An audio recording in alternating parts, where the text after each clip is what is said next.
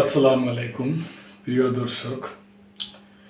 আমাদের অন্তর্বর্তী সরকারের প্রধান উপদেষ্টা সাহেব সচিবদের সাথে গেট টুগেদার অনুষ্ঠানে গণভোটে হা ভোট দিলে এবং হা ভোট জয়যুক্ত হলে কি কি সুযোগ সুবিধা হবে সেই ব্যাপার নিয়ে আলাপ আলোচনা করছে।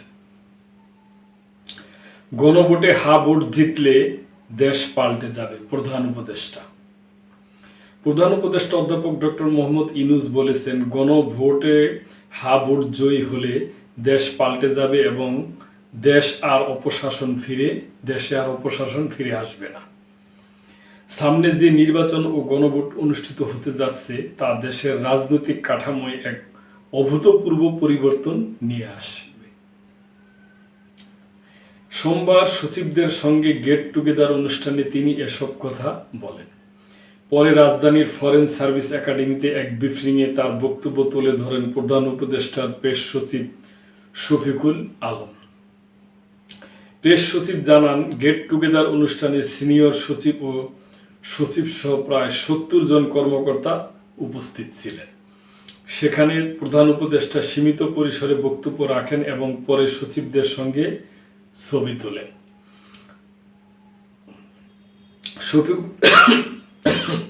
প্রিয় দর্শক, শফিকুল আলম জানান, আসন্ন নির্বাচন প্রসঙ্গে প্রধান উপদেষ্টা বলেছেন, অতীতে যেসব নির্বাচন হয়েছে সেগুলো প্রকৃত অর্থে নির্বাচন ছিল না, সেগুলো ছিল এক ধরনের ভুয়া নির্বাচন। তবে এবারের নির্বাচন হবে সুষ্ঠু ও শান্তিপূর্ণ। নির্বাচনের আর মাত্র 2 দিন বাকি এবং দেশ প্রায় লক্ষ্যে পৌঁছে গেছে। অধ্যাপক ইউনূস বলেছেন, এই নির্বাচন ও গণভোট দেশের রাজনৈতিক কাঠামোর মধ্যে একটি অভূতপূর্ব পরিবর্তন নিয়ে আসবে। তিনি উল্লেখ করেন, এই প্রথমবারের মতো প্রবাসী বাংলাদেশিরা সরাসরি দেশের রাজনৈতিক প্রক্রিয়ার সঙ্গে অন্তর্ভুক্ত হয়েছে।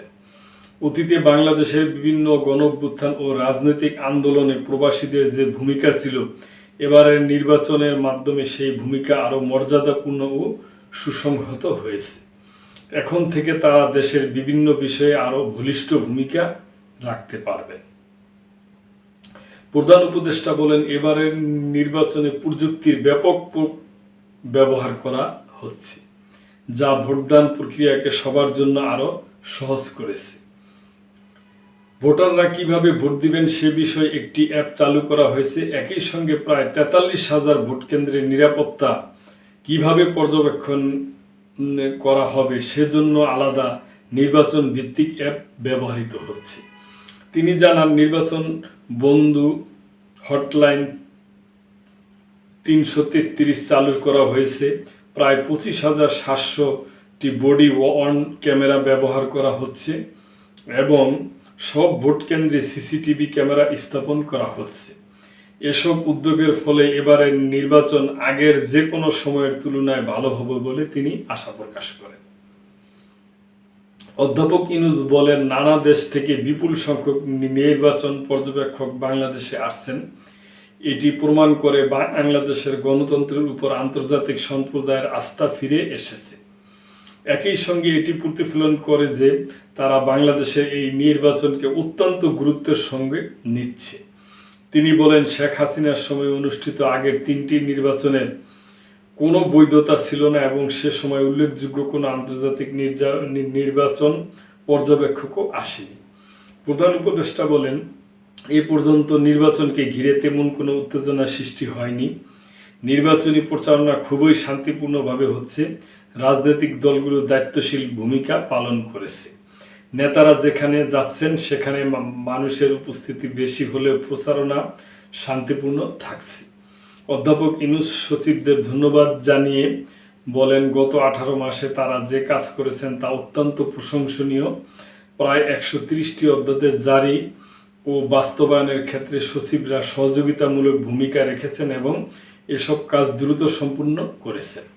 তিনি বলেন, বাংলাদেশ সামনে উত্তরোত্তর উন্নতির পথে এগিয়ে যাবে। বিশ্বের বিভিন্ন দেশ থেকে বিনিয়োগকারীরা বাংলাদেশে এসে কারখানা স্থাপন করবেন। দেশের তরুণ জনগোষ্ঠী একটি বিশাল সম্পদ, যা ভবিষ্যতে বিপুল কর্মসংস্থানের সুযোগ সৃষ্টি করবে। প্রধান উপদেষ্টা বলেন, জাপানের সঙ্গে বাংলাদেশের অর্থনৈতিক অংশীদারিত্ব চুক্তির কারণে বাংলাদেশে বিনিয়োগ করলে অন্যান্য দেশে শুল্কমুক্ত প্রবেশাধিকার পাওয়া যাবে। এই বাস্তবতার কারণে অনেক বিদেশি বিনিয়োগকারী বাংলাদেশে কারখানা স্থাপনে আগ্রহী হবেন। গণভোটে ভোট জয়ী হলে বাংলাদেশের ভবিষ্যৎ সুন্দরভাবে নির্মিত হবে বলেও আশাবাদ ব্যক্ত করেন প্রধান উপদেষ্টা। প্রিয় দর্শক, পুরা সংবাদটাই আপনাদের সাথে শেয়ার করলাম। এই ব্যাপারে আপনাদের কোনো মন্তব্য থাকলে অবশ্যই করবেন, এবং আপনাদের ভোট দেওয়ার ক্ষেত্রে কি মতামত তাও আপনারা জানাইতে পারেন। তো প্রিয় দর্শক, মেম্বারশিপ নিয়ে আমাদের চ্যানেলটির পাশেই থাকবেন। আল্লাহ হাফেজ।